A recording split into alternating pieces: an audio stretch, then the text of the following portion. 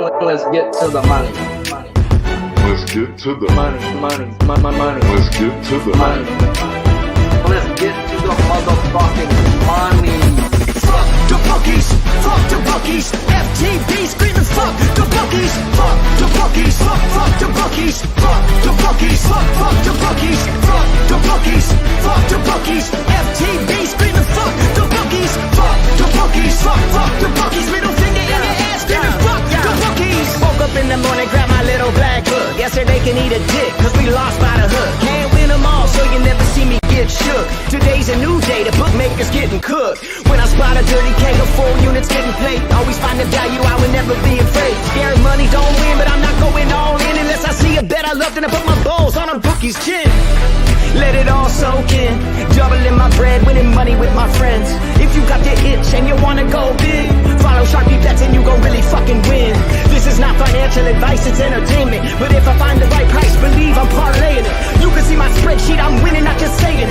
Profit in the green every week, I'm never negative. I can bet an ace or a shitty old picture. Pick the right spots cause I'm the K-pop whisperer. Shut up when I speak until you finally get the picture. I'm the best in the world, tell me you getting richer. Fuck the bookies, fuck the bookies. FTV screaming fuck the bookies, fuck the bookies, fuck the bookies, fuck the bookies, fuck the bookies, fuck the bookies, fuck the bookies. FTV screaming fuck the bookies, fuck the bookies, fuck the bookies. Middle finger in the air screaming fuck the bookies. Let's get to the motherfucking money.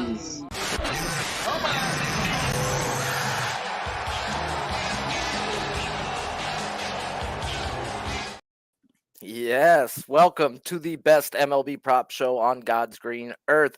I'm your host, Sharpie's Bets, and it's Friday, so you know what that means. We got the only guy that I talk Cape props with joining me on today's show. I know him as Chris. Y'all know him as Spin Doc. So without further ado, how you doing, my guy? Doing good. It's another Friday. Time to make some money. Yesterday was a super short slate, so that's why for those of you that follow my tout prop, didn't have one yesterday. That'll come back tonight. Waiting on lineups as you'll hear in just a little bit on the ones that I'm waiting on the lineups for. But do have a few very strong leans and a few you can probably play now. So we're ready to go, man. I'm ready to go. You know, just real quick. This is always ready a weird to go, week bro. And man, like you said, I know you ready to go. Yeah, I know. I was just gonna say this has just been a weird week for baseball from a scheduling perspective because every team played on a Monday because of Jackie Robinson Day, which is a baseball tradition. So then instead of the regular series you have with people having Monday off, everybody had a travel day Sunday. Everybody played on Monday. Now you got teams that didn't play yesterday, so schedule is starting to normalize again. But you had some teams on some weird, wonky travel and pitching schedules the last few days. That should normalize over the weekend, which makes predicting it a little bit easier. Yeah, man, and we finally got the numbers, guys. That's what we freaking do this shit for. And yeah, this show is not sponsored by no one. We're doing this out of our own generosity, so I do appreciate those that have found their way over to my channel, as this show is Tuesday, Wednesday, and Friday at 3 p.m. Eastern and 12 Pacific. Those who've got connections with Pat Mayo, tell them they need a baseball prop show. Let me talk to you. On this show, guys, we will talk to the opening lines of pitching props as well as the closing K prop line 30 minutes prior to this show going live. So do me a favor, if you like what you're hearing, smash that like button. If you're new to this channel, please hit that subscribe button. And as always, guys, if you got a best bet, drop them in the chat or a question about any pitcher, and we will cover them as long as time permitting. First guy on our board today, fellas, is a guy that all of you guys are probably interested in, and I get it, bro. He's been the newest talk of the town, or at least of the freaking MLB. And I decided to give him the picture of Joe Boo today because I think he's gonna need a little help from our boy Joe Boo. Garrett Crochet at the Phillies, striking people out 35% of the time while walking them at 4.5% of the time on the year. Open him up at 6.5 minus 125 on DK, and the best line available is now still 6.5. But at a minus 106 to the over on FanDuel. His pitching outs are at 15.5, minus 160 juice to the under, whereas earned runs are at 2.5, minus 130 juiced to the over. Projected lineup, which is not out, guys. I mean, but was bullshit, and I knew it was going to be bullshit. And I talked to Spin Doc this morning, and I said, this ain't the lineup we're getting. And they did project 6 righties, 3 lefties versus Crochet. And they gave us 7 and 2 like I thought we were getting. So let's talk about the youngest, newest phenom of the MLB. All right. So, Mr. Crochet, the top of the lineup for the Phillies is what we expected it to be. This is a very typical lineup for what they run against lefties with Schwarber and Bryce up top being the only lefties in the place. And then at the bottom, you do have, instead of Stott, you do have Posh, I think is how you say it, in there, down there with Castellanos, Witt, and Sosa. So when I look at this, I see a few things. Number one is that Crochet does have, so far against pretty much everybody, he's got great swing and miss, great chase stuff.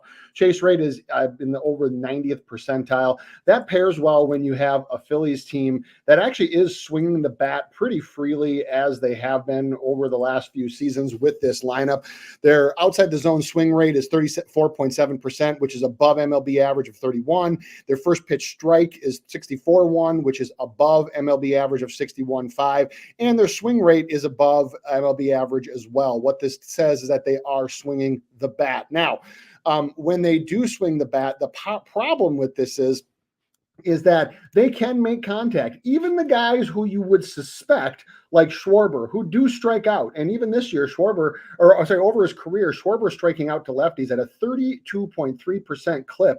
However, he does have pop in the bat and can also make contact up there. Bryce, very, very similar. He's under 25% for King against lefties. So the 6.5 isn't really that appealing to me. Also, because based on the way his other lines are set, there are some indications that the books at least think that there's a chance, not that he will, there's a chance that he can get absolutely cracked today. That can happen to a guy facing this Phillies team for the first time. Well, most of them for the first time. Schwarber's seen him 3 times. Witt, I believe, has seen him once in limited action last year. So I'm out on the strikeout prop for this one because for me, you probably need to bet over or nothing on this one, given how freely the Phillies swing. More specifically, how freely some of their guys swing, like Castellanos, who's not playing well at all. Schwarber is always a chance for a strikeout. So there's just not enough for me to like this 6.5, because if I'm going to like a guy who's basically a rookie this year, coming up and going into Philly against this lineup like this, I need to think that he is absolutely going to smack them and put in 5 for sure, probably 6 solid innings. And I'm not convinced that happens tonight. So yeah, man. For me, I'm out. I'm out. He says no Joe Boo for him. I might need that for Snell later on, though, when we talk about him. I see Cover King's asking if we're going to talk about Snell. How do we not talk about the Blake Snell experience with the man who named it that next to me? Garrett Crochet, guys. He gets, Go ahead. we have to. Garrett Crochet, guys, he gets a shot at the Phillies, who over their last 200 at bats versus lefties are walking 10.5%, striking out 22.5%, while being 20th in the league in isolated power. They're not really hitting them, it says. And when I look at who have they seen in that time span that I'd bet my money on, it's just Mackenzie Gore, guys, as he had 6 strikeouts in 5.2 innings while just giving up 2 runs. They also seen Chris Sale, but those are not in these numbers, and he went 5.2 innings and he gave up 2 earned runs and had 7 punch outs.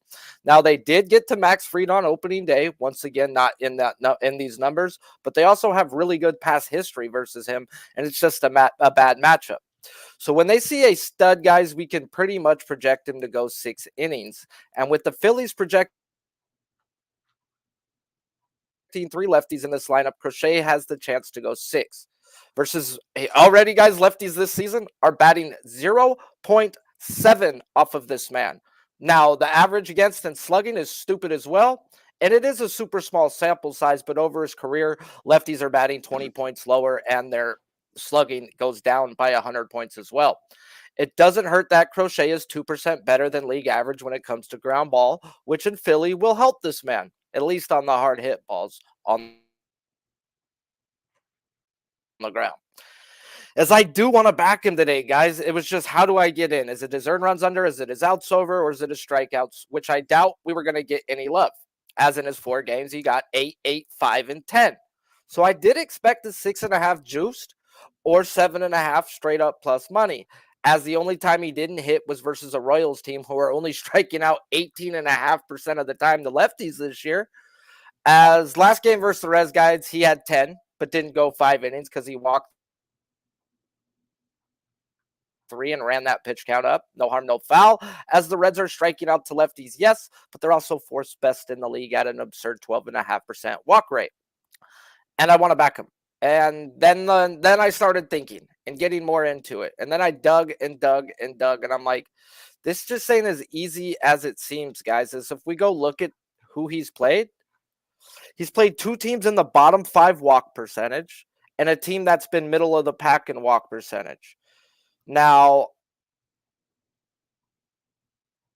I think he has a problem coming into his hands where he can walk himself into a trouble. Where I went through this lineup, we've got 5 guys walking 11% or better, as well as Sosa, who's not walking, who's batting 500 off of Chris Sale and Mackenzie Gore. I think he's going to do just fine versus Garrett Crochet. So this lineup right here, guys, if he doesn't hit, it's because his walks take him over. I wanted to go bet his walks over 2.5 at plus 130. It's actually taken money, came down about 15 cents. But I thought about, how do I bet on a guy's walks? If that's not a bet I've ever made. Like, I'm not going to start reaching for stuff. But what it will do is keep me off his outs, as that's what I was leaning the heaviest to.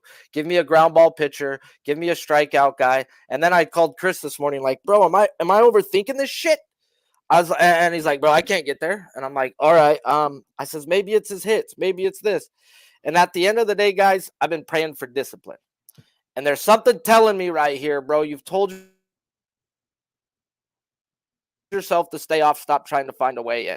So I'm not going to force myself, guys, just because I think I could see an advantage here or there. I see the disadvantages, and the disadvantages are enough to scare the living piss out of me. Anything extra? Yeah, the umpire is out for this game, and when your theory about walks, if you believe umpires do factor into that, which statistics I can prove to you, they absolutely do. We have Carlos Torres behind the plate. He is a hitter's umpire. MLB umpire average walk rate is right around 8%. Torres is closer to 9% in 238 games umpired. Average, below average accuracy, and really no favoritism showed by him. He just does happen to have a tighter strike zone. So going back to what you were saying, I couple that with the fact that then if the strike zone is going to be tighter, then Crochet is going to have to operate in the zone more. And while they're going to swing more, the Phillies league average for contact inside the zone as of this morning for the whole league is 85.5%. For the Phillies for the year, they are at 87. So the umpire does favor more walks for this one. He averages just under one more walk than average for umpires. So, and my thing, a lot of people will say about Crochet is he's got a 4.5% walk percentage. His career is like 10.5, 11, guys. This guy's had problems, and the one team that did walk, he walked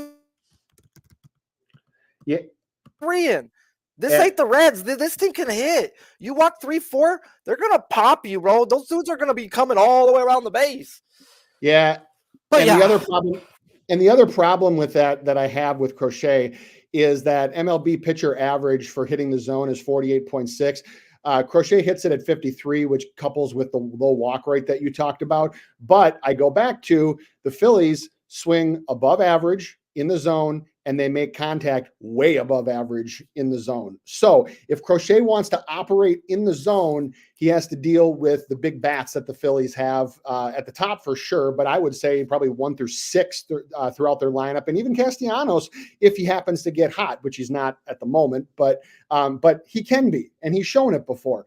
And then you have, if he wants to work on the corners outside the zone, you do have a hitter's umpire. And so I will be totally honest. When this came out last night, I had all my numbers loaded, had everything ready. It was the first line that was released. I plugged it in, and I'm like the first line released for me always gets extra special attention because I'm like so excited because I'm like, oh fuck, I can run all my deep dive numbers because I know what I'm running against.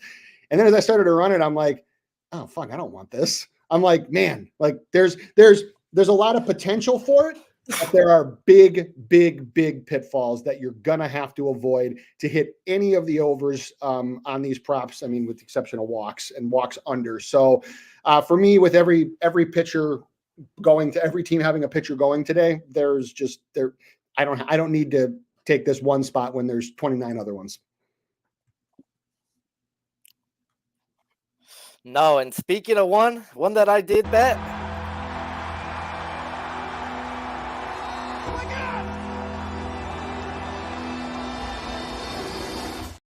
Yes, sir, bro. Fuck you, WWF.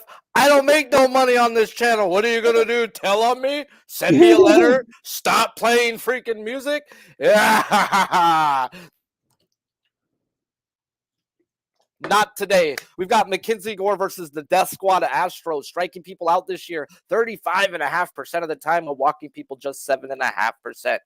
Open them up, guys, at 5.5 plus 115 on DraftKings, where the best line available to that 5.5 is plus 130 on MGM.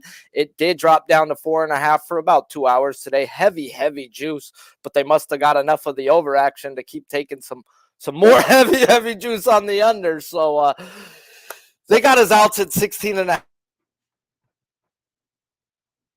minus 134 juice to the under. His earned runs 2.5, minus 130 juice to the over. The projected lineup is 7 righties, 2 lefties. You could just book that lineup, 7 righties, 2 lefties. Now, it ain't out yet, but we'll talk about that.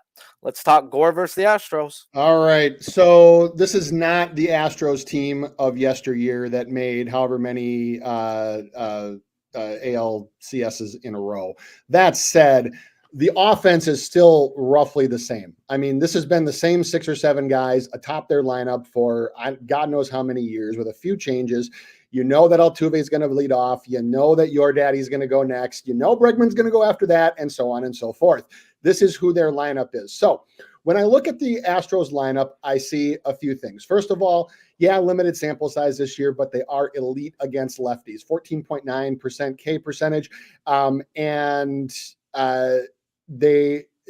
Gore does have an elite K percentage against right-handed batters of 37%. That's this year. Don't be fooled, because his 3 opponents so far this year are Oakland, Pittsburgh, and the same Philadelphia team we just talked about that has all that swing and miss potential. So when you have teams like that swing so freely outside of the zone, which is where Gore operates, above league average. Worse than league average. So the league average for pitchers in the zone is what I just mentioned. Gore only goes in the zone 37.8% of the time. He tries to make guys chase. And what Houston has for the season so far still is the 4th lowest CSW percentage, which is called strikes plus whiff. They're actually one of the only teams that are 26% or under compared to an MLB average of 27.7. But look, this pitcher, Gore, thrives by getting people to swing and miss. His contact in the zone and outside of the zone, both well below league average. But he's coming up against a Houston team who is one of the only teams in Major League Baseball who is under 10% swinging strike rate. They're at 9.8, league average of 10.9. This has been Houston's specialty. This offense's specialty for the last several years is hitting lefties, and more specifically, hitting lefties on the road. There aren't too many combinations that Houston could put out there that would make me want to even consider an over on this one, even at the juice. And I personally think that, okay, you might be saying, yeah, but my book only has 4.5 with plus money. If he ain't getting 6, I highly doubt he gets 5. This is something where I can see, like, I think that there's a small chance that he could go nuts and go 7 or 8, but more likely is that whether it's 5.5, 4.5, it's a swing and a miss, no pun intended, on all of them. This team is built to hit lefties, and there's only one person in their projected lineup against Gore's primary pitch, which is his high velo fastball, that has a whiff rate over 28%, and that is Jose Abreu, who's going to be buried in the lineup. Chas McCormick's at 28%. Everybody else is 21% or less, with a few guys who are almost assuredly going to be in the lineup in Altuve, Bregman, and Tucker. Their whiff rate on a four-seam fastball, specifically a high velo one, under 10%. So if Gore's not going to get early strikes with the four-seam fastball, then how do you plan to make him go chase for a team that doesn't chase to begin with on the breaking balls? I told my people yesterday that K-props are often a combination. I mean, there's metrics, but it's also situation. And a guy has to be in the right situation in order to have a shot at either hitting an over or an under. And the conditions for this one are very, very pristine for an under. The umpire for this one too, Sharpie, as we were talking about it today, just got released. It's Corey Blazier. Pretty neutral. He's slightly slanted towards pitchers, but nothing that would make you worry at all. Yeah, like we said, even with Bill Miller, bro, what does he get? 4 instead of 2? Mm-hmm. I mean, this is not set up for freaking Gore, guys.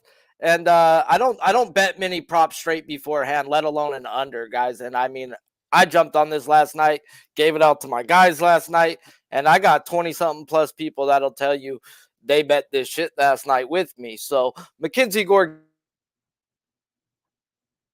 gets the Astros, and the Astros are the freaking Astros when it comes to lefties. They have always been on my no-fly zone, meaning you need a good reason to run them.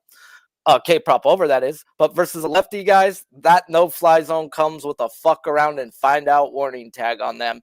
As in their last 200 plate appearances versus a lefty, they're the best team in the league at not striking out just below 15% of their at-bats, walking 10.5% of their at-bats. We're also being top 3 in isolated power. As Gore did face the Astros in Houston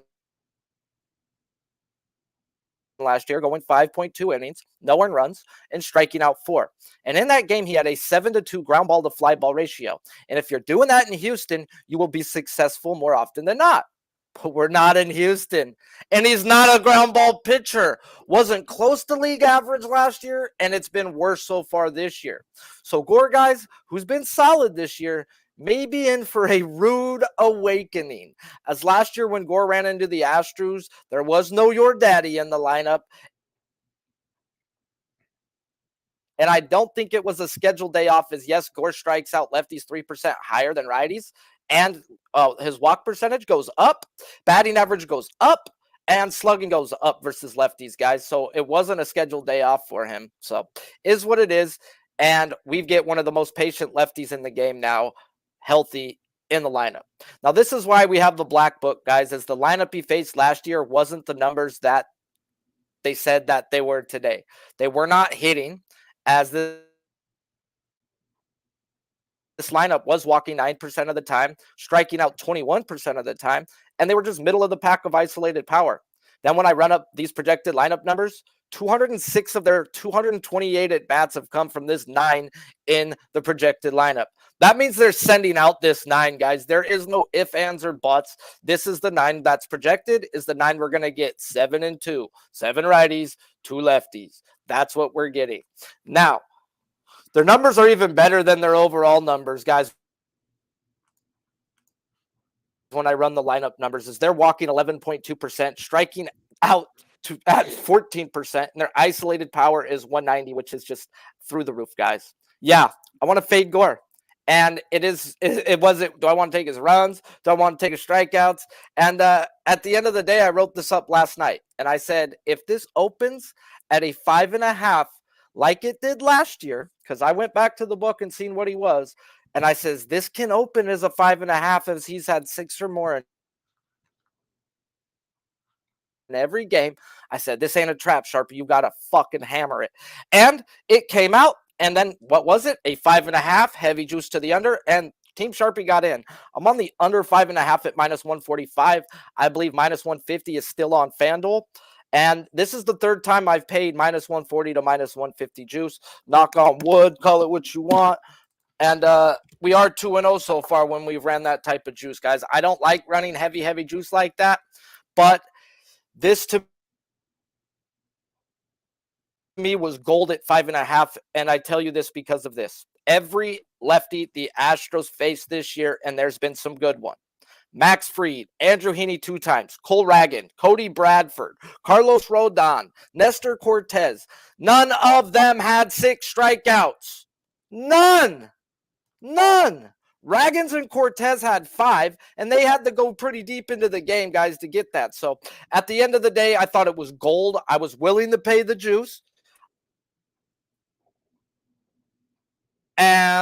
As like I said, when the book talks, guys, I got to listen, and this is just a perfect storm, and I'm glad they're not in Houston. So give me Mackenzie Gore, give me his under, and like you said, if you just got a 4.5 on plus money, I told my people too, they're like, I'm only going to bet a half unit. I says, dude, I would have bet the 4.5 if that's what they gave me. I just thought 5.5 was gold. If that's what they would have put out last night, cool. I would have took the 4.5. I don't believe he gets 5 strikeouts. If he doesn't get, I'm telling you, if you don't believe he's getting 6, then you should for sure believe he ain't getting 5. To me, when I ran this, there are very few scenarios where he gets, now, could it happen? Sure. But there are very few scenarios where he gets 5 exactly. So you'd lose one, but not the other one. So, I tell my people with that, because I've had people say, well, I have both on my book. Which one should I take? And I said, that all depends on what your tolerance is. Do you want a lesser stake invested for more risk on the play? Or do you want to invest a higher stake for less risk on the play? And that's really up to your bankroll management. Either one, honestly, if it's the 5.5 in the -140 to -150 range, somewhere in there, or if it's 4.5 at plus money, to me, they have the same value. And I will reiterate, he's either hitting them both or neither. That's my take.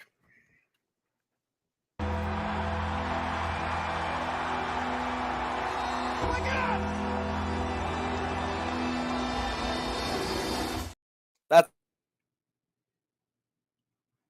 officially the new music when I bet it under. I don't care. I love it. Next guy on the board, guys, Sticks. And what's wrong with Sticks? Tristan McKenzie versus the A's, striking people out at an 8% clip, walking people at a 19.5% clip. That is not a typo, guys. 8% strikeout rate and a 19.5% walk rate. I had to write, that's not a typo. So when I read it, I didn't freaking say, no, this can't be right. No, it's right, guys. And I couldn't find a little stick figure. So I found what's wrong with Sporky, and that's the freaking what's wrong with Sporky, as it's what's wrong with Sticks, guys. And me and Spin going to talk to you about what's wrong with him. As his morning line was 5.5 plus 120 on FanDuel. Best line available now is 4.5 heavy juice -164 on FanDuel, whereas pitching outs were 16.5 -125 juice to the under.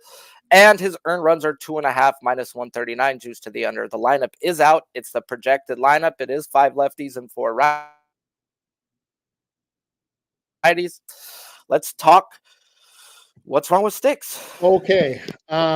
So I have a general rule. It's not always, but general is that when I see a guy who is grossly overperform, who's not a rookie or who I've seen enough of over the last few seasons to kind of establish what kind of pitcher he is, and that until I can figure it out about like what's wrong or what he's doing differently, did he change his pitch mix? Did he up his velo? Whatever. Until that changes, I have a hard time personally investing in him.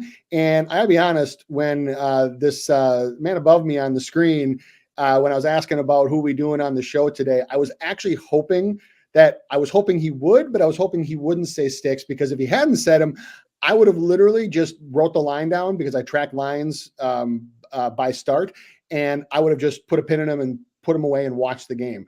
But since we are talking about him, here's my take. So McKenzie only has 3 pitches. He's only had 3 pitches for a few years now: 4-seamer, curveball, slider.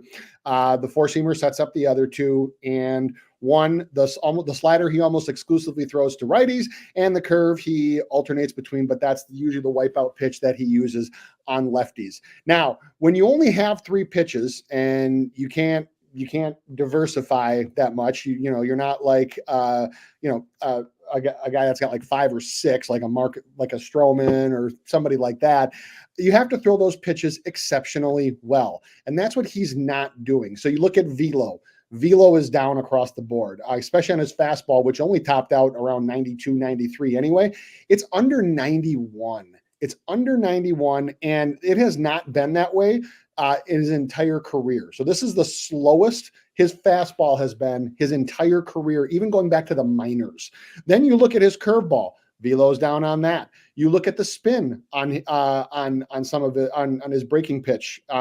That's down as well. You look at the velo for his slider. That's down. And then you look at the break, and all of those things are down. The break on the slider and the curve are down. And that, I think, is what is contributing to his struggles the most, because when you only throw those 3 pitches, you need to be precise in your locations. And that was how he set up batters the previous year, and he is not doing that this year. He has a golden opportunity to rebound tonight. I'm not going to bore you with the details on Oakland, only that you should just know their swing metrics are absolutely hideously atrocious. They're bad. I could quote you any of them. The only one that I will say is for chase contact. Average MLB contact right outside the zone is 62.6%. Oakland coming into today, 52.8. That is dead last in MLB by a wide margin. The next closest team to them is the Rockies at 56.6, and they're at 52.8. So they are swinging, they are missing. My concern here is that when you only throw 3 pitches at a line of 5.5, you don't have typically enough diversity to get this unless you can hit your spots. And this man ain't been doing that. So do I think that the opportunity and situation is right for an over? Of course I do.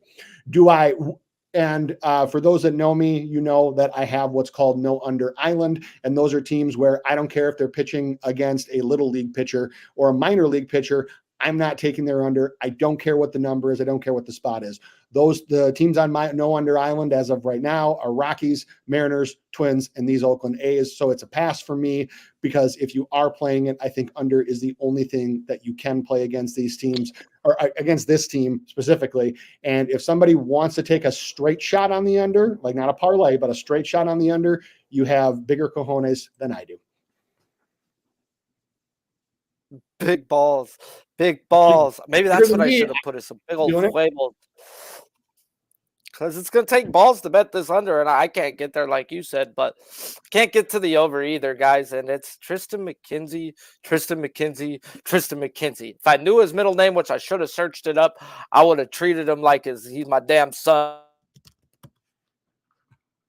and full named him right now, guys. What are we going to do with him? A guy who I had some really high hopes for at the beginning of this season. All right, Tristan Andrew McKenzie, what is wrong with you, kid? Guys, this guy has been nothing to write home about this year. As in the 3 games, he's gone 2 of them not past 4 innings, and 2 of them, like I just said. And the only good one was versus a White Sox team who can't hit for the life of them. Now, good was he went 5.2 innings, didn't give up no runs. He didn't get but 2 strikeouts. Now, I get it. Oakland sucks too. So it's in the writing for him to have a good day, or at least to be out there 5-6 innings. Hence the reason why they put his freaking outs right at 16.5, because he went freaking 17 versus the last shitty team he faced. They're like, all right, we'll let him bet it. And there's no way I could bet anything over right now. But I can't take unders with Oakland either. And we'll talk about that part at the end of this. But I'm not going to bore you too much, as he just said pretty much everything that I'm going to say about the break. But at least when 2 people do their homework, you'll know they're not freaking selling you pipe dreams if they're telling you the same shit, guys.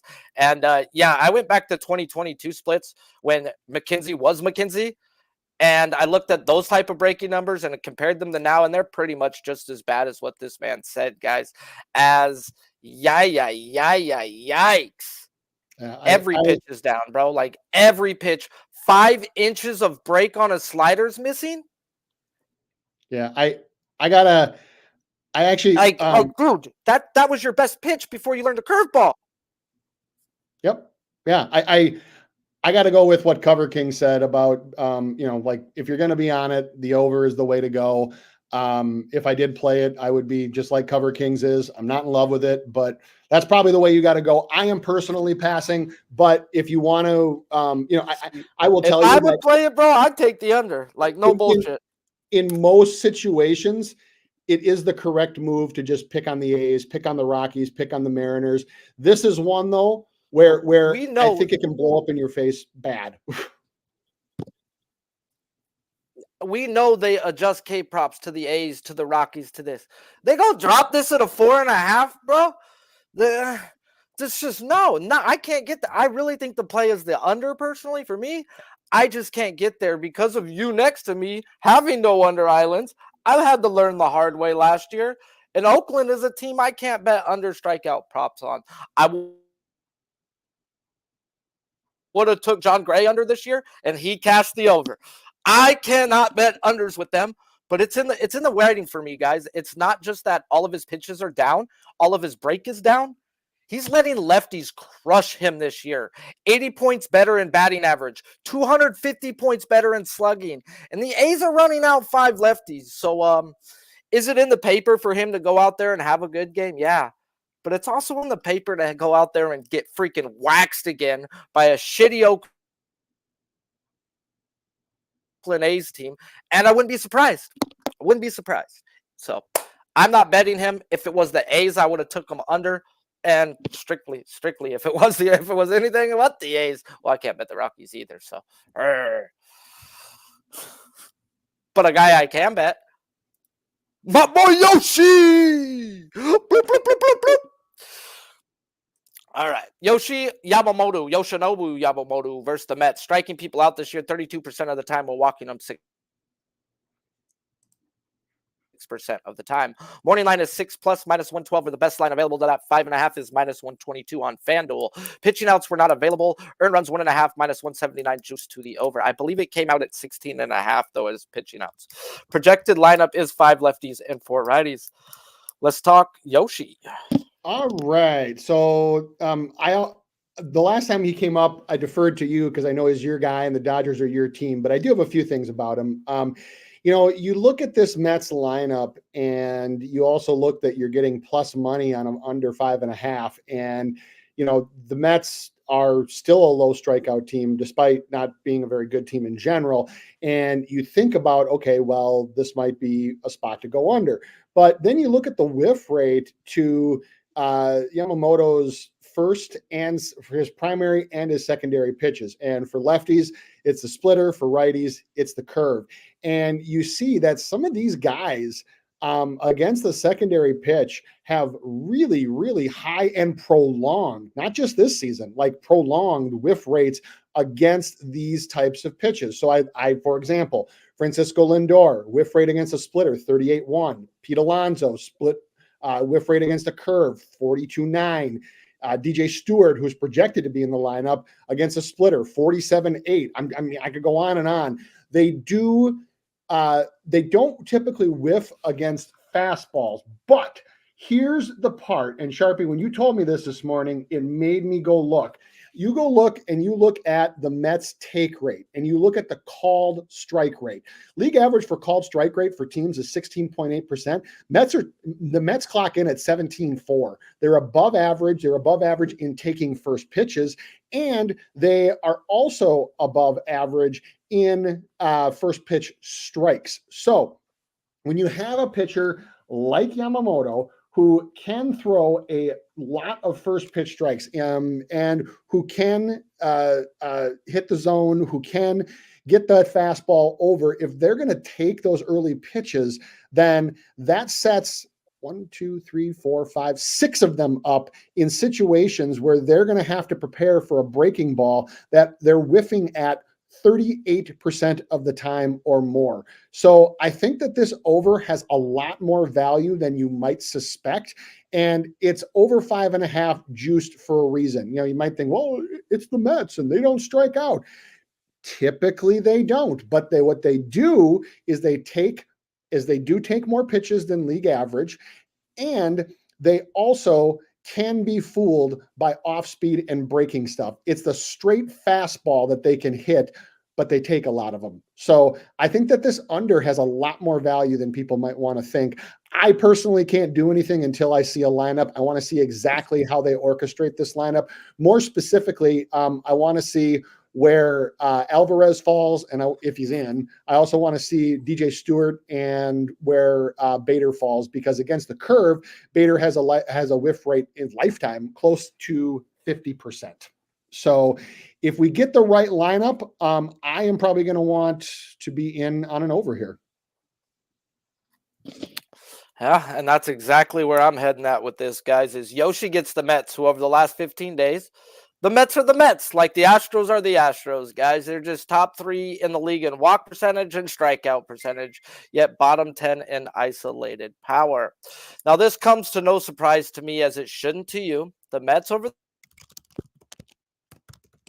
the years have been what I like to call a no-fly zone, which means you need a good reason to get in. And Yoshi's coming off a game versus the Padres where I talked about it last week, saying he's too good not to adjust. And he did, as he went 5 innings, giving up 3 runs, yet he did strike out 6 to a team that obliterated him the first time seeing him. One thing I know about Yamamoto, guys, is he was a strike throwing machine in Japan. And the teams who have got to him early in the game when they jump him first pitch, as you don't want to go down to this man. The fact that the Mets are running out 5 projected lefties, that favors Yamamoto, as his strikeouts is a beautiful 35% K rate versus them last year, compared to just another beautiful 29% from the right-handed side. It's elite both ways, guys. So the fact that he can handle lefties makes me think I can definitely look to the over. Now let's go through his projected lineup. And let's go see it. How many guys swing at first pitch? If we get enough guys who are patient, which the Mets are a very, very patient team, and I believe that's the key to run Yamamoto, guys, because if you get down to this man, lefty or righter, you're just going to be heading to the bench, guys. Your head down. He's striking out 30% of his batters that he's seen so far. So as I check the projected lineup, oh boy, I think we got something here, guys. As last year, 6 of the 9 took first pitches better than 2% better than league average. And this year, we've got 6 guys that are at least 2.5% better than league average. 1 guy league average, and only 2 guys in this lineup who like to swing at the first pitch. Holy crap. Take that with the pitch mix stuff he just talked about, guys. Yamamoto might be in a ladder type day, guys, but I'm not a ladder type better. I'm going to look to bet is over, 5.5. I just want the exact lineup that they said they're going to give me. I don't care what order it comes in. I just want these 9. Because I've done the work on these 9, and these 9 says I can go out there and play Yamamoto, guys. So I will tweet out if I pull the trigger on Yamamoto, as I will be looking to bet is over today, as I think I've got a few good reasons to go up against the no-fly zone. Last guy on the board, guys, before we just do some real quick recaps on Lodolo, Montgomery, and Verlander at the end. It wouldn't be the show, guys, if we didn't have the Blake Snell experience with the man next to me. We had to find the planets, bro, because this guy can be on the planets at times. And, yeah, Blake Snell. All right. Oh, boy. Right? My favorite pitcher. Blake Snell gets the D-back strike. Let me break him down real quick. Oh, sorry. Go ahead. Sorry. Blake Snell versus the D-backs, 26.5% K-clip this year, while walking people 12.5%. You may think that's bad. That's Blake Snell. Morning line, 5.5 minus 155 on DraftKings, where it came down 3 cents. Can it come down about 12 more? Because on FanDuel, it is minus 152 right now. Pitching outs are 15.5, minus 140 juice to the over. And his earned runs are 1.5 minus 155 juice to the over as well. Projected lineup probably will be this lineup is 8 righties and 1 lefty. I wouldn't say will be this lineup. From what I have noticed about the D-backs, when people struggle, they give them a day off. And yeah, I wouldn't be surprised if Grichuk's out this lineup. So let's talk Snell. All right. So for those that don't know, that are just, that haven't seen me on here before, he's called the Blake Snell experience because whether you're on his over or his under for any prop or anything he's associated with, It's always going to be an experience. There will always be a sweat, and you will always feel at some point during the bet that if you watch it, that it's either a cinch and in the bag and that he fucked you and you're never betting on him again. That is what Blake Snell does to people. You have to have a strong stomach. I tell my people this all the time. Even when I give out a play on him, if you don't have a strong stomach and you don't have tilt control, you shouldn't be betting Blake Snell, period, because he's going to make you sing his praises and he's going to drive you batshit insane and want to throw shit against a wall. So you look at this lineup and he's got a healthy strikeout percentage against this projected lineup, close to 39%. He is striking out lefties this year at 40%. I know there's only one in there in Corbin, who is a low strikeout candidate. But the key for Blake Snell is always and has always been, because of how he operates, is that can he get you to swing and miss? Because this guy can be all over the place. He's got the high velo fastball. He's got the curve that can bounce to the plate, or it can just snap over beautifully. So he needs guys to swing and miss. So I'm going to put to the side for the evening what people have and what I've seen written on Twitter too about the D-backs K percentage against lefties, because yes, 294 plate appearances, 15% K percentage, a 7.1 walk percentage, sparkling numbers, a strikeout to walk ratio only 1.91, which is one of the best ratios on the board. All of that is great. But when you're up against a pitcher like Blake Snell, if he can make you swing and miss, then he has a chance to hit this prop. I have watched the Diamondbacks a number of times, actually a lot this year, even already, because when you're a typical under better like I am for K props, is you look at teams who make contact, and the Diamondbacks are one of the best contact teams in the league. But then you look deeper in their lineup, and you have several guys, including two that will probably bat right next to each other in this lineup, that are always high strikeout candidates. I always tell my people, I said, when we're running the Diamondbacks 4.5 or 5.5, you have to just assume that Christian Walker and Eugenio Suarez will be two of the first three strikeouts for the game, usually the first time through the lineup. They have a high whiff rate, they have a high swing rate, they chase things outside of the zone, and all of those things play very, very well to Mr. Blake Snell. You also have lower in the lineup, so the top of the lineup is are not high K candidates to really anybody. Lourdes, Corbin, and Ketel Marte. None of those are high strikeout candidates for anybody. But when you get down below, if you assume that you're going to get one at least from Walker and one from Suarez, then you have to go down and look at the whiff rate for the rest of the lineup with Grichuk, Moreno, Blaze, etc.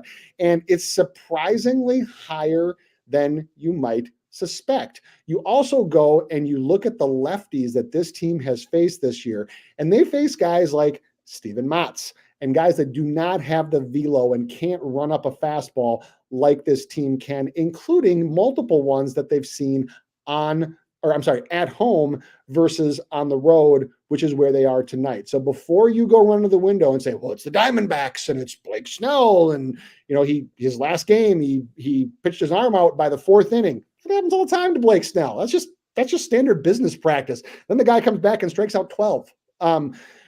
I want to see the final lineup. I also want to see the umpire on this one, because it might make a decision for me on if I want to take the plunge here and get in on his over, especially if I'm going to have an umpire that's going to be giving him some of those corners on his early pitches. So the Diamondbacks then have to either be in swing mode on the curveball, or they have to be in total swing mode to protect the plate on the high velo fastball, which is where a few of them can be gotten. So I have a lean towards an over on this one. I'm not there yet.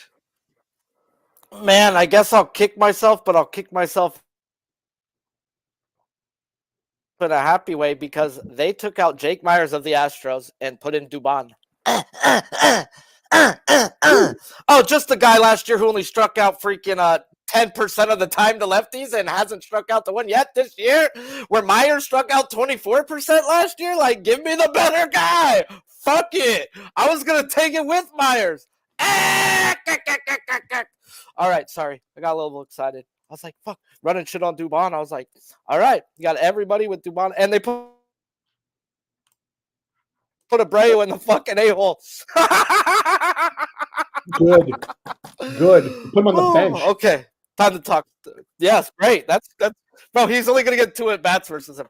I mean, he might drink them both, but hopefully he clobbers them once and they just get him out the game.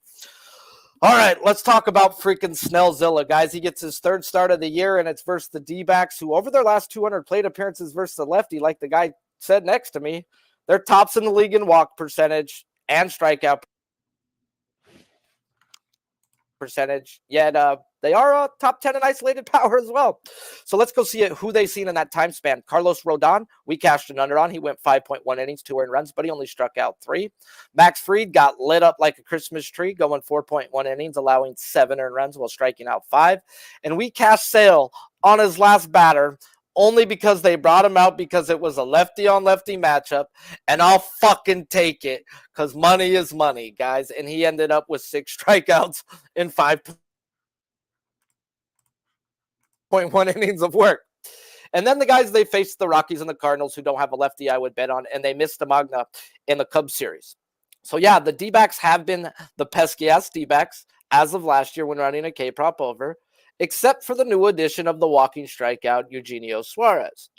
As we all know, guys, Snell was a Padre for a while, so we have quite a bit of past history to look at in this projected lineup. As we got 4 guys who have seen Snell 15-plus times or more, and Marte, Gurriel, Walker, and Grichuk in this projected lineup.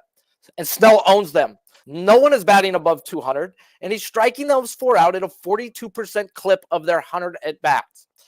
As well as Corbin Carroll striking out 20% of his 5 at-bats, with Suarez and Moreno not seeing him before. This is looking like, guys, I may be in for another long night of betting a Blake Snell over. Final check for me, guys, is let's go check his velocity and break. His fastball is fine. His changeup is down 2 miles per hour, which can be a good thing if the break is still there. And it actually is breaking better than it did last year, guys. His slider is also down 1 mile per hour, but his break is up each way as well in that pitch as well. His curveball is up as well. So everything breaking-wise is actually up than where it was his Cy Young year. Oh, my goodness. Everything's telling me I need to go bet this guy. Yet, we have a black book for a reason, guys. And he played this team last year. So let's just go look at the lineup that he faced last year and compare it to the projected lineup today and see if it's anything close or better or whatnot, and see if we can compare it. As last year, guys, they were only striking out at a 13% clip, that lineup, when he faced them. He went 6 innings with 8 strikeouts. Now this lineup projected, it's 14.5. Still good, still elite, but it technically is a worse K percentage than what he's seen him last year with. Then we go to the walk percentage, guys. This team don't walk.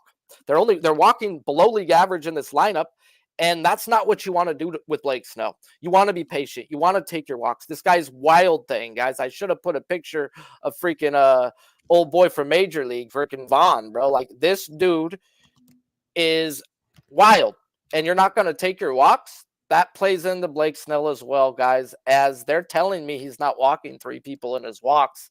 They're telling me with his outs, he's going 6 innings. He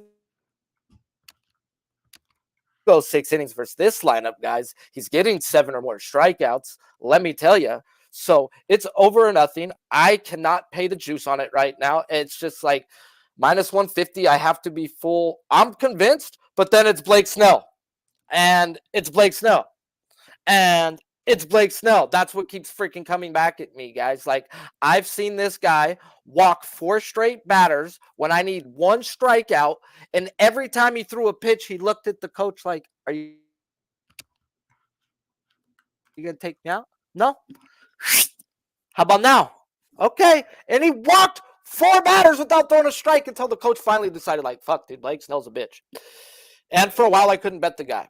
But when the dude is on, he is one of the best pitchers in baseball, guys. All of his pitches are up from last season when he dicked down this team, who was actually playing just as good, if not better, in certain categories for that favors him now. So if Blake Snell goes 6, he has 6 no fucking problem. Okay.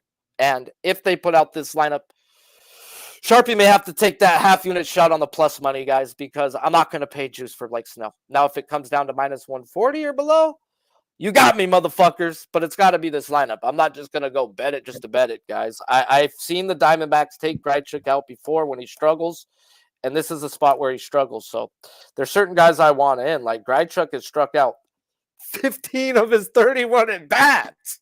Yeah, I need to see. God damn. Walker 14 of his 22. Like, these are bad numbers. Gurriel 8 of 15. These are all half the time they back. Like, woo. Okay. Okay, I'll probably be on Snell, guys. Go ahead.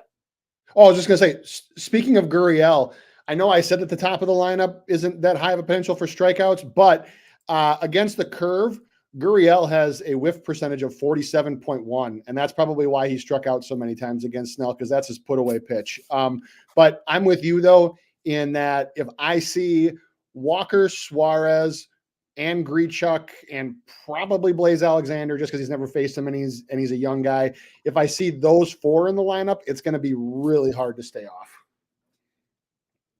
It really is, man. It's because it's nothing in his analytics are saying he's down or that he's bad, bro. It's all saying he's better. And now, if they go out and put a new catcher out today, I might get scared. I mean, I want them to eventually figure it out. But like you said earlier, that might be a good thing for him. And could you just stay near the zone for a little bit? And this team don't walk. Like, everything is telling me I've got to go over. Except it's Blake Snell. It's Blake Snell. It's like terrible, bro. So, yeah, enough about Blake Snell, guys. Let's talk just a quick couple other pitchers. I did a giant write-up on Lodolo, and I got nothing to say at the end of it. It's terrible, bro. I wasted freaking a good hour of my day because it's like I can't go under, I can't go over. If I was to bet Lodolo, guys, I would bet him on Prize Picks first 2 or 3 inning strikeouts over. And that's for the reason of him and Chris Sale have 2 of the most unique deliveries in the game, in the history of the game. They release the ball behind a left-handed batter, facing at the dugout. It's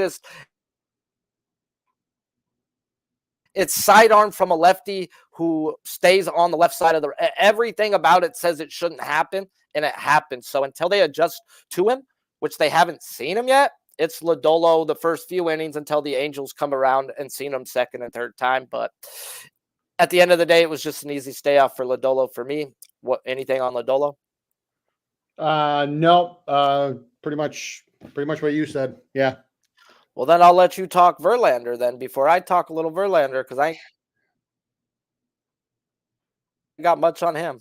It's a no play for me. It's also got to remember that his catcher is gone. Maldi was his catcher for many, many years. That he's gone now. He's just coming back. No idea how, in what capacity, like which way they're going to use him. You have a new manager this year. Remember, Dusty was part of the old school. He was of that Tony La Russa mold where, God damn it, my starter is going 90 pitches and I'm leaving him out there and he's going to finish innings and, he's going to go 5 or 6 and yeah, but he's at 110 pitches. I don't care. That's that old school managerial thing that kind of left with Dusty. So I've read a number of things about how the Astros bullpen has been very taxed because their starters can't eat up innings. If you're going to lean on anything, JV's a veteran. He knows how to do this. So you might, you can look at his outs over if it's even up. It wasn't this morning. I wouldn't take his strikeouts. I would actually not be surprised if he pitches to contact to try to give them some more innings. And so I just don't want any part of it until I see what he comes back to. And then again, also remember, like working with the same catcher is huge for these guys. And you saw how Framber Valdez struggled at the beginning of the year because Maldi was his catcher. Maldi's his guy. Maldi knows what he likes to throw, when to have him calm down and throw a fastball, when he can crank it up, so on and so forth. catchers are huge. We just talked about Blake Snell. Blake Snell does not win the Cy Young last year without Gary Sanchez as his catcher. Because if you look at his stats before and after Sanchez joined the Padres, it's night and day. So until I see how all those adjustments are made, I want nothing to do with Verlander one way or the other. I mean, you made a really great point on that, though, dude. Like, I wasn't even thinking Maldi and stuff, bro. I was just like, I'm not fucking with Verlander his first start back. You know, that was pretty much that my breakdown for that. But then, dude, it's like, yeah, Coach Maldi's huge, bro. Like, dude, you're seeing it with you've heard all the rumblings in the clubhouse with Valdez and them. It's like they don't like Diaz catching them. They just. It is what it is, though, bro. So, yeah, there's no way I'm betting Verlander over. And Washington is one of the top teams in the league at swinging first pitch. So, if anything, I'd look under, guys. I mean, he does got a good historical record on versus Gallo, but who don't? It's just par for the prop course. science threw it out there, too. He's been getting raked in the minor league. 7 hits, 6 runs, 3 Ks in 4 innings his last rehab start. This is just a really good minor league team right here, guys. So yeah, I don't know about the runs though, but I don't see him going out there racking up a bunch of strikeouts today versus that Nationals team. But another guy that I thought could rack up some strikeouts, and they were tempting me with a really low number, and they were like, "Here you go, Sharpie. Come get Jordan Montgomery. 3.5 strikeouts. Monty Python's back." And guys, yeah, he did throw freaking 78 pitches, should be ready to go 90. And if he goes 6 innings, there's no way he shouldn't have 4 strikeouts versus the past history that he has in this lineup. But he has not looked good in the spring. And last year, guys, with Texas, we talked about it a lot on this show. He changed his pitch mix. Heim started catching him. They tried 2-3 different catchers. They found one that worked, and this dude just changed his pitch mix, guys. A guy who was heavy freaking 2 pitches this way started throwing his curve, started throwing his changeup. Everything was now 50-50 when it used to be 62% fastball, 38% breaking ball. You didn't know what was coming from this guy no more. He was strictly 2-seamer, ground ball pitcher. No, he went 25-25, whether you got the 4-seam or the 2-seamer. I don't know who we get with Montgomery. And Montgomery is usually a contact type pitcher, ground ball pitcher, guy that gets a strikeout per inning, nothing freaking crazy. He's not a guy who's going to run up 8-9 strikeouts in a game unless he goes 8-9 innings. So, boy, did I want to bet him today, but no, there's rules. Rules are made, and it's the same thing for Verlander. It's his first start back for me. So just because I want to doesn't mean it's a smart play.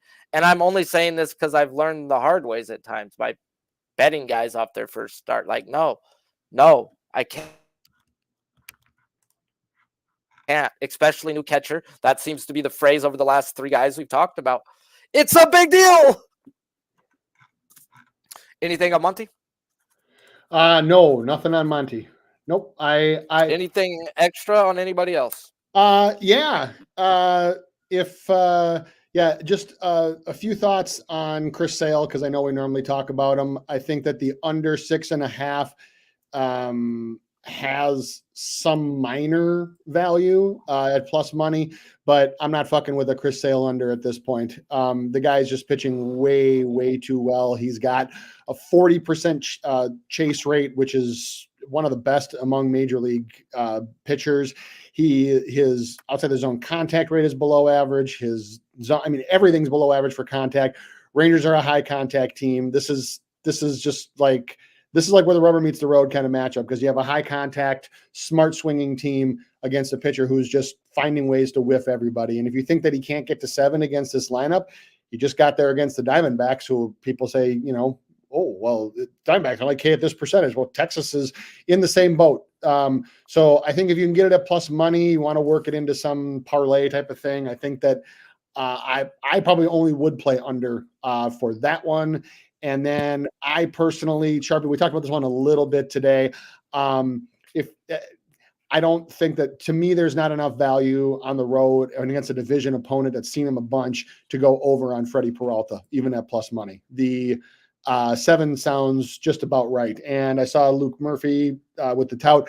I'm running numbers through for lineups, and so I'm going to post it on Twitter very, very shortly. But I will tell you, it's more than likely not going to be anybody that we talked about here, because the lineup that I wanted for the game that I wanted happened to come out while we were on the air. I was hoping it would come out before so I could run it and give it to you, but just look on Twitter in about half hour or so, it should be up.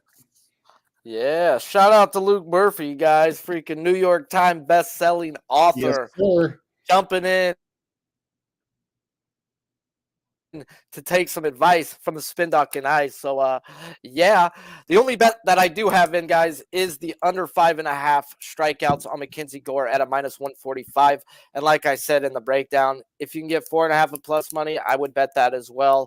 I just thought 5.5 was just tits. I thought it was gold. You can go back to the breakdown if you want to hear that why. And little quick throw out on Joe Ryan before we end this show, guys. They do not adjust guys strikeouts on back-to-backs, whether they have a good day or a bad day. Flaherty got 7. His is at 6.5 again. Joe Ryan got 12. They put him at a 7.5. Nah. It's under or nothing, fellas. I didn't bet it because I don't bet that reason, but I tracked this shit, and it hit over 72% last year to the books. They do not adjust K-props on back-to-backs. Nah. All right. Sorry. Yeah. Little. Actually, we didn't even talk about Joe little Ryan. bet right there. Yeah, we didn't even talk about Joe Ryan because I'm in the same boat. Is that I'm not going to pay juice for a guy going road to home and going in a back-to-back. There are some guys, see, back-to-backs impact pitchers differently. And what I mean is, don't automatically assume that a guy is going to get less strikeouts or perform worse on a back-to-back. The things that I look for in a back-to-back are, one, is he hitting his spots on his secondary pitches? Meaning, is the break up? Is the velo up? If he's doing that, facing a team for the second time, if you're hitting your spots, if you can put a pitch in an impossible part of the strike zone, it doesn't matter if you face a team 3 days in a row. You can find ways to get them out. So I look for, is a guy hitting his secondary pitches? I look for, is his velo up? I look for, did he add a new pitch that a team might not be able to adjust to yet? How many people are different in the lineups?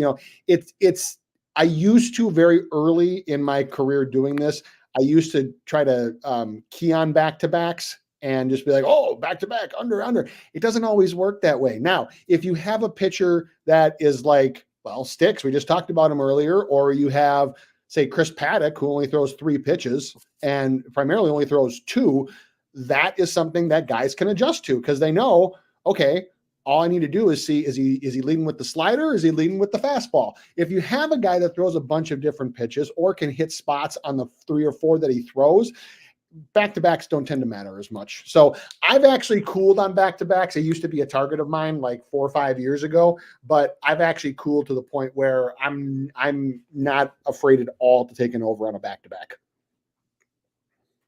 No, to me, though, it's Flaherty over, if anything, and Ryan under, but I've got actually stuff to actually, like we talked about. I get the Flaherty over if you're on that at all today, anybody, but there's no way I would ever, I don't care how bad Detroit is. I don't care. Would I ever take a K prop? And that's because I've learned the hard way. I'll tell you what, they did it to Yuri Perez last year versus Washington. That's just the one that rings the bell. I know I can go back and find more, but he got free. It was a 5.5 one day, hits it. They jump him up. They did it to Max Scherzer. I think you were on that Scherzer under when they did that. And you were like, no. And I was saying it was so easy that day. It's one too many. And that's what I think about Joe Ryan. It's one too many. And the books do it for a reason, bro. They know no one's going to bet the under. No one's going to give this bet out as an over on Twitter. You know, this ain't no one's. He got 12 last week.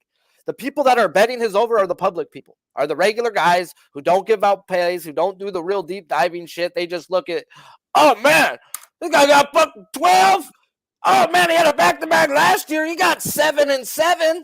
My rule is a rule for a reason. If you get your average, you can look to go over again. If you go high, you go low. If you go low, you can look high. That's the fucking rules. And it's because it's just the way it works, guys. It's just the way it works. Yeah. All right. We've got 65 plus guys. I appreciate you all for tuning in. If you haven't smashed the like button, please do us a favor and smash that like. If you're new to this channel, hit that subscribe button as well. We've been on air for a long time, and I've actually got to go to work tonight. So we're going to get this thing wrapped on up. I will tweet on out if I pull the trigger on Snell's over and Yoshi's over. As always, Spin Doc, it's a pleasure talking baseball with you. As I talk to you every day. Today, we just do it on air. Let these fine people know what you got going on, where they can find you, and about your Discord. Yeah. So at Spin Doc Sports, public play, tout play is 5-1 this year. So I'm gonna release that very, very shortly. I'm just gonna put all the numbers now that I have a lineup into the nice, pretty chart that for those of you that follow me that see, I always show my work. No different tonight. And yeah, we have Win the Day VIP Discord. So hit me up if you ever wanted to talk about access to that. We have free weekend passes that are available, and we do all sports. So NBA playoffs are this weekend. There's MMA this weekend. There's, all my K props. So not just the tout one, but all of them. So yeah, hit me up on Twitter if you are interested. Yeah. This show, guys, is not sponsored by no one, and it is Tuesday, Wednesday, Friday at 3 p.m. Eastern, 12 Pacific. I will drop all my bets on those days on Twitter if I haven't pulled the trigger already by the show. I will try and drop best bet videos when I can on the other days, but if you would like to join Team Sharpie and get my bets on the days and all week longs that the show's not going on, DM me on Twitter at Sharpie's Bets. And until then, guys, stay solid and keep those bankrolls fresh. The key is to withdraw, withdraw, withdraw. Oh my God!